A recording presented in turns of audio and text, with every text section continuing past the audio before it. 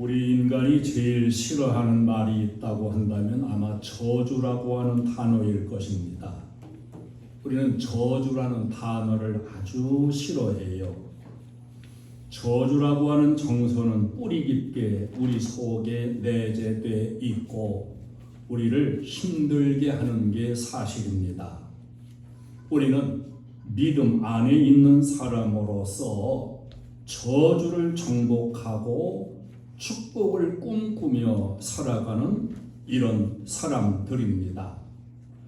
오늘 우리 속에 역사하는 모든 저주에 대한 정서, 이 정서가 깨끗하게 청산되는, 깨끗하게 해결되는 이런 은혜가 있기를 주님의 이름으로 축원합니다. 분명히 인간사를 보아도 그렇고 성경사를 보아도 그렇고 어느 가정이든지 흐르고 내려오는 못된 저주가 있는 것을 보게 됩니다. 한 가문에 비슷한 병들이 계속 흘러오기도 하고 술주정이 흐르는 가문이 있는가 하면은 음란도 흘러오는 가문이 있습니다. 우울증, 자살, 암, 당뇨, 가난, 귀신의 역사 이런 것이 계속해서 내림으로 오는 흘러내리는 이런 그 가문이 있고 귀신의 역사가 흘러내리면 신내림도 계속되는 이런 일들도 생겨나게 됩니다. 어느 가문은 병이 흐르는 가문도 있어요. 자살이 흐르는 가문도 있습니다. 음란이 흐르는 가문도 있습니다. 할아버지가 첩을 넣어도 살았었는데 아버지도 첩을 넣었고 그 자녀들도 음란하고 이런 경우들이 내려옵니다. 단명이 흐르는 가문도 있습니다. 오래 살지 못하고 일찍 죽는 그런 저주이지요. 불의의 사고가 끊임없이 흐르는 그런 가문도 있습니다.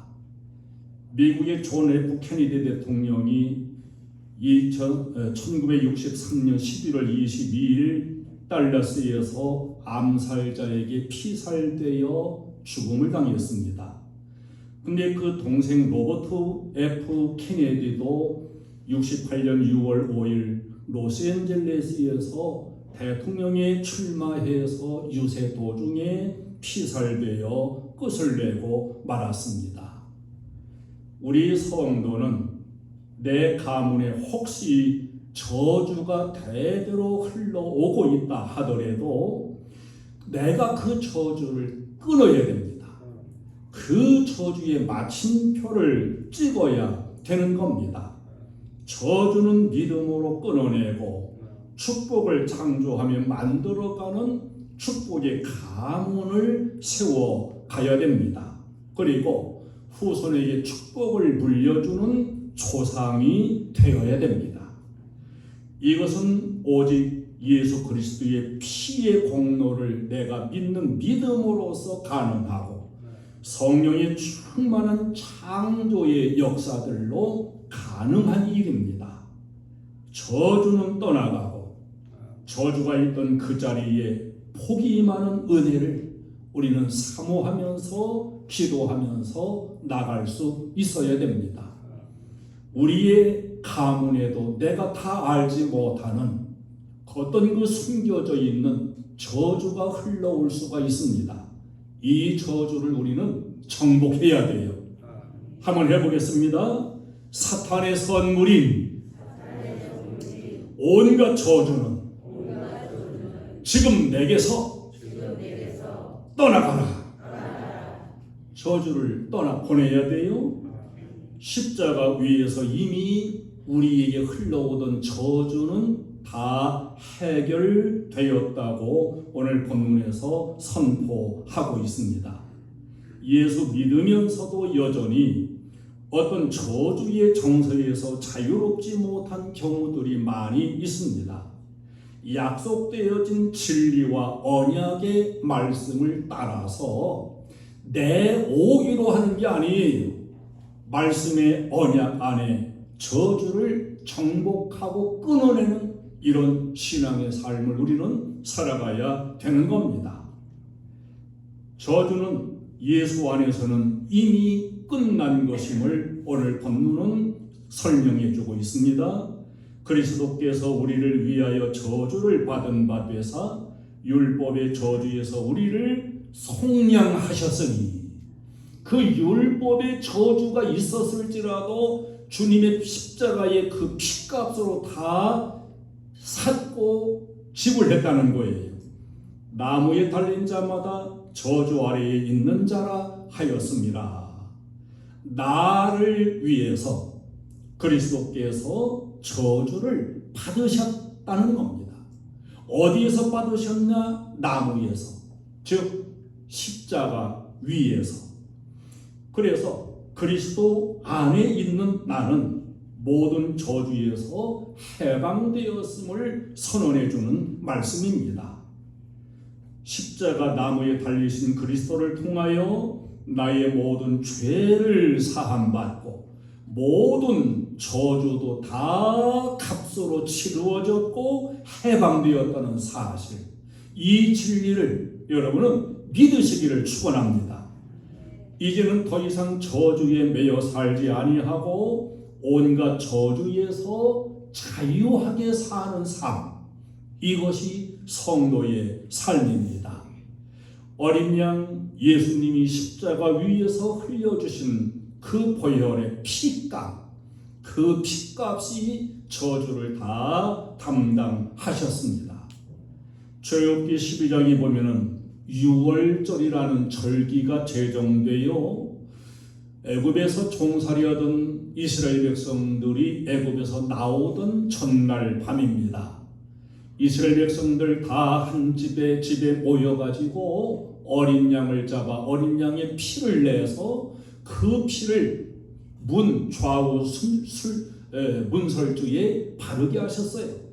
그리고 애굽 사람들을 죽음의 사자가 들어가 다 죽이는 그때에 그 어린 양의 피가 있는 그 집은 죽음의 사자가 유월 패스오버해서 넘어감으로써 사망이 임하지를 아니했습니다. 유월절 양의 피공로로 이스라엘 백성들 장자가 구원받게 된 것입니다. 이 유월절의 양은 요한복음 1장 29절에서 세상 죄를 지고 가시는 예수님 어린 양의 예표라고 이렇게 말씀해 주고 있습니다. 예수님이 십자가 나무에서 흘려주신 그 피 안에 있음으로써 우리는 보호받게 되는 것이요, 그 피 안에서 모든 저주가 다 해결되었음을 우리에게 말씀해 주고 있는 것입니다. 그래서 예수 안에 있는 자는 이제 이전 것은 지나가고 새로운 피조물이 되었다는 것을 우리에게 선언해요. 고린도후서 5장 17절에 그런즉 누구든지 그리스도 안에 있으면 새로운 피조물이라. 이전 것은 지나갔으니 보라 새 것이 되었도다. 할렐루야. 이 새 것이 되는 은혜, 옛 것이 다 청산되는 은혜는 어떤 자격이 있어서가 아니에요. 자격에 제한이 없습니다. 이스라엘 백성들 장자가 구원받는 그 은혜는 어린 양의 피값으로 구원받은 거예요. 누구든지 다 자격에 제한이 없이 그리스도 안에만 있으면 그 사람은 새로운 피조물, 옛 것은 지나가고 새 것이 되었노라고 선포해 주고 있습니다. 내가 예수 그리스도 안에만 바로 서 있다면 내 모든 과거의 삶, 이건 이제 다 청산되었다는 것입니다. 이전 것은 지나갔으며 이미 새 것이 된 겁니다. 여러분, 이전 것의 삶에 끌리지 아니하고 새 것으로 그리스도 안에서 새롭게 살아갈 것을 또 결단하고 그리스도 안에서만 살아갈 수 있기를 축원합니다. 나는 그리스도 안에 새로운 피조물이 되었다고 선포하세요. 이전 것은 지나갔다고 선언하세요. 이젠 이전의 죄책에 매이지 아니하고 죄에서 자유하고 악한 습관을 정복해 나갈 것이라는 선포를 하면서 여러분 나아가시기를 바랍니다. 조상들의 죄에서도 우리는 자유를 선포해야 됩니다. 헤럴드 브룸필드 박사라는 분은 자식들의 부모와의 관계 이런 주제에서 부모의 행동으로 영향을 미친다 그랬습니다. 부모들은 자신들이 자라면서 혐오했던 행동을 자기도 모르게 반복을 한다는 거예요. 그리고 그 자녀들은 그것을 또한 싫어하지만은 배우면서 자라게 된다. 폭행을 당하면서 자랐던 아이들은 자기들 폭행당하면서 나는 커서 우리 자녀가 생기면 폭행하지 말아야지 이렇게 다짐하면서 자라는데 그러면서 또 폭행을 배우게 된다는 거예요. 그리고 자기도 또한 폭행하지 말아야지 했지만 자기도 배운 그대로 또 폭행을 하게 된다는 겁니다. 옛말이 있잖아요. 시집살이 한 시어머니가 또 며느리를 시집살이 시킨다 그럽니다. 우리들에겐 조상들의 죄가 분명히 있음을 우리는 깨달아야 됩니다. 예수 믿기 전에 우상 섬기며 살았던 우리 조상들의 죄가 분명히 있어요. 그러나 이제 우리는 그리스도 안에 있는 존재가 되었습니다. 예수님이 십자가에서 저주를 받으시면서 흘리신 피, 그 피가 생명이고 그 피가 모든 저주를 다 정복하게 만들었습니다. 베드로전서 1장 18절로 19절에 너희가 알거니와 너희 조상이 물려준 헛된 행실에서 조상으로부터 물려져 내려온 헛된 행실들 거기에서 대속함을 받은 것은 은이나 금같이 없어질 것으로 된 것이 아니요 오직 흠 없고 점 없는 이 그리스도의 보배로운 피로 된 것이다. 이렇게 선포해 주고 있습니다. 우리가 옛날부터 흘러내려왔던 어떤 저주라든지 죄라든지 이런 것을 다시 대속을 받기 위해 가지고 또다시 금이나 은이나 이런 제물을 바치면서 거기에서 해방받고자 하는 이런 필요성이 있느냐? No.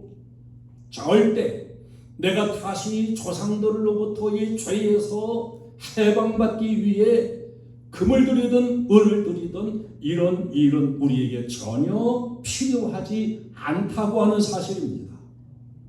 기도원이나 자칭 신령하다는 사람들이 조상으로부터 이러이러한 업보가 있고 죄가 있고 몇 대 조상에서 이런 일들이 있고 저주가 있으니까 이것을 속하기 위해서는 제물을 바쳐야 된다.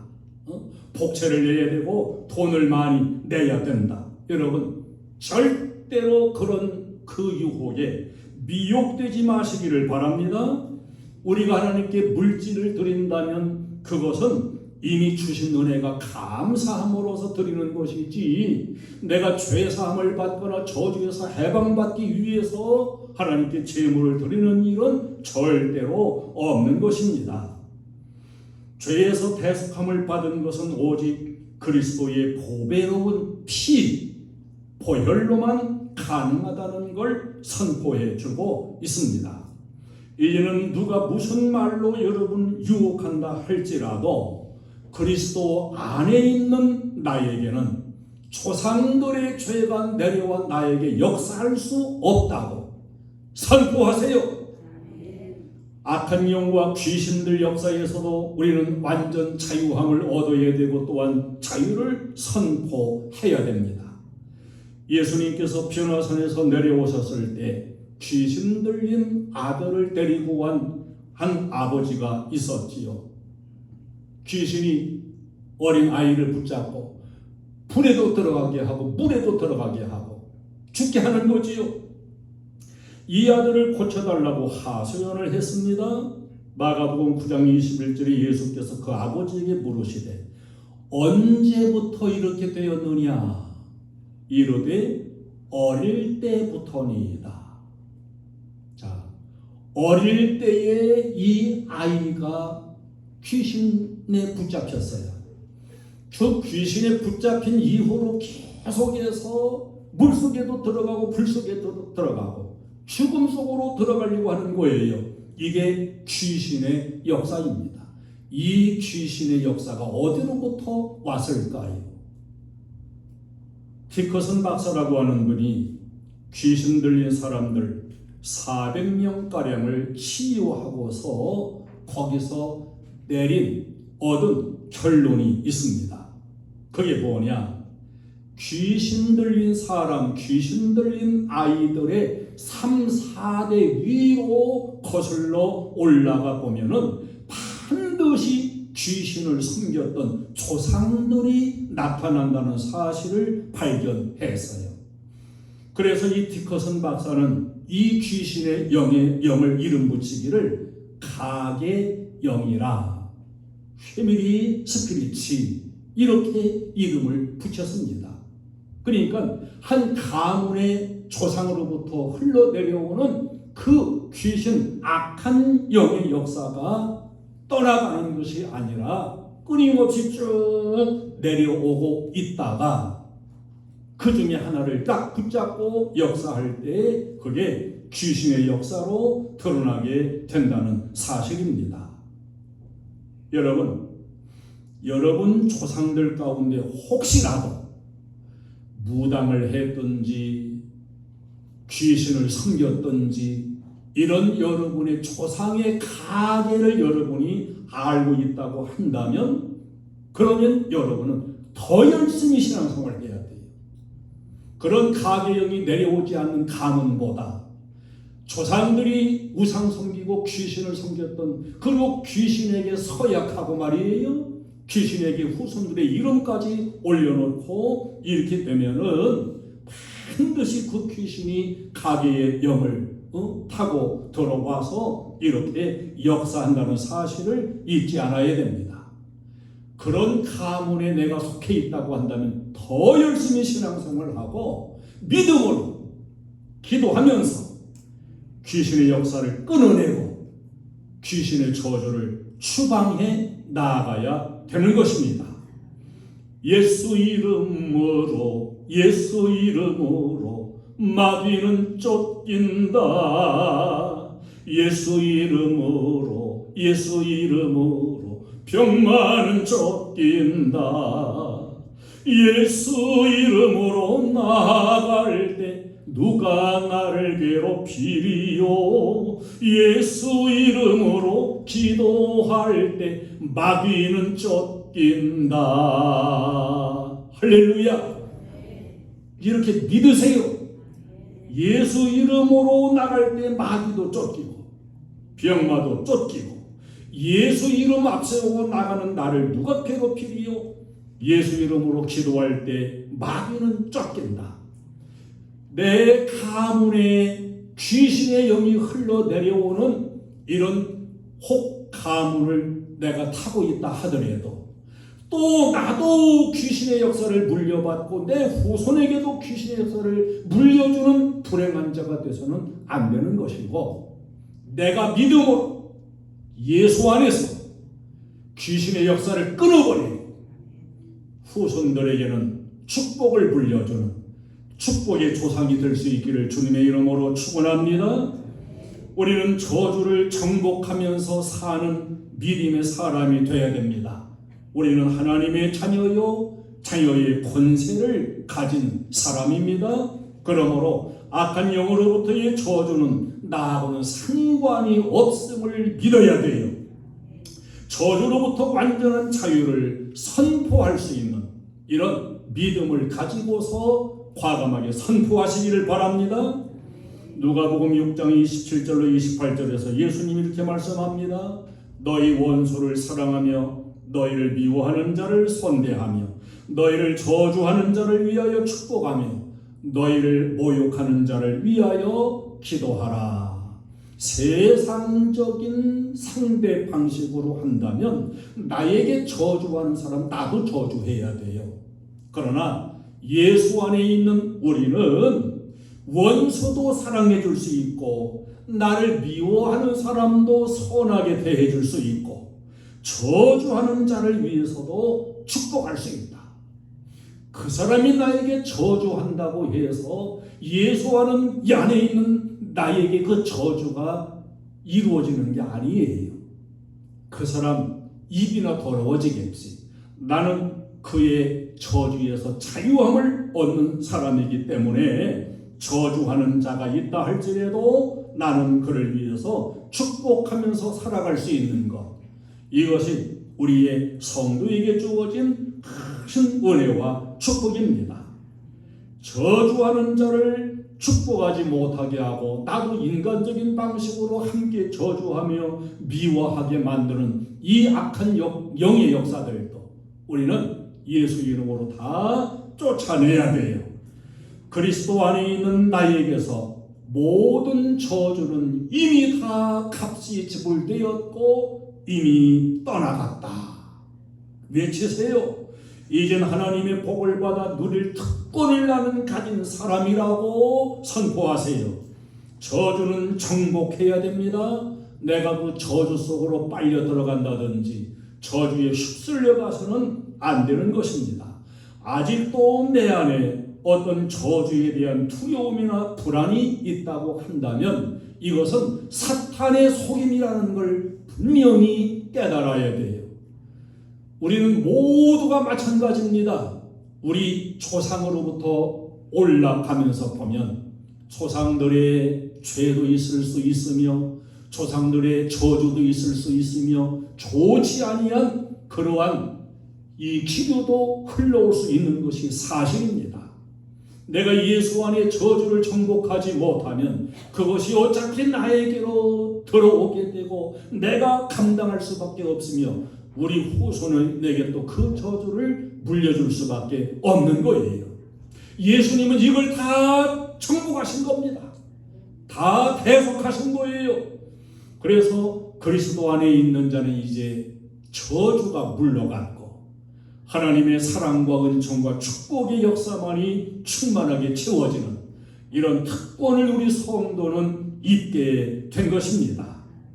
내가 알지라도 모를지라도 우리에겐 부모의 죄도 흐르고 반대로 부모의 축복도 자식에게 흐르는 것, 이걸 성경은 우리에게 여실히 보여주고 있습니다. 이렇다면은 내가 바로 부모로부터 저주적인 삶을 물려받는 자도 될 수 있을 뿐만 아니라 또 저주적인 삶을 물려주는 조상이 될 수 있다는 사실이고 또 부모로부터 축복을 내가 물려받는 가계에 속하여 있다고 한다면 내가 부모로부터 축복을 받는 자여 또 축복을 물려주는 그런 조상으로 살 수 있다는 얘기거든요. 그러나 이제 자연적인 걸 떠나서 우리는 신앙의 사람입니다. 하나님의 자녀입니다.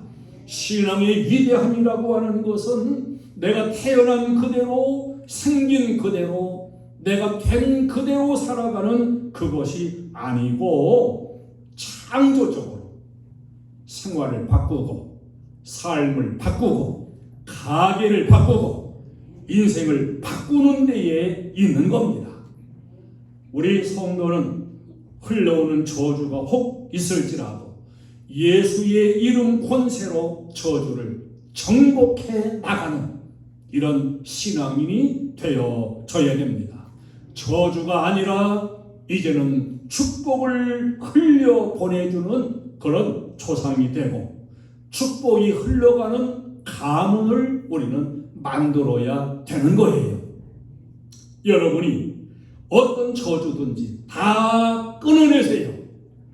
여러분에게서 끊어내고 여러분은 하나님의 축복의 사람으로 사는 이런 승리가 있기를 축원합니다. 나를 통해서 우리 후손들에게 하나님의 은혜와 축복을 물려주는 이런 내가 조상이 되고 그런 가문이 되어질 수 있기를 축원합니다.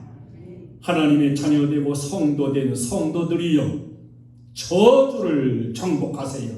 저주에 굴복하지 말고 저주를 정복하며 살아가는 저와 여러분 되시기를 주님의 이름으로 축원합니다. 찬송을 드리겠습니다.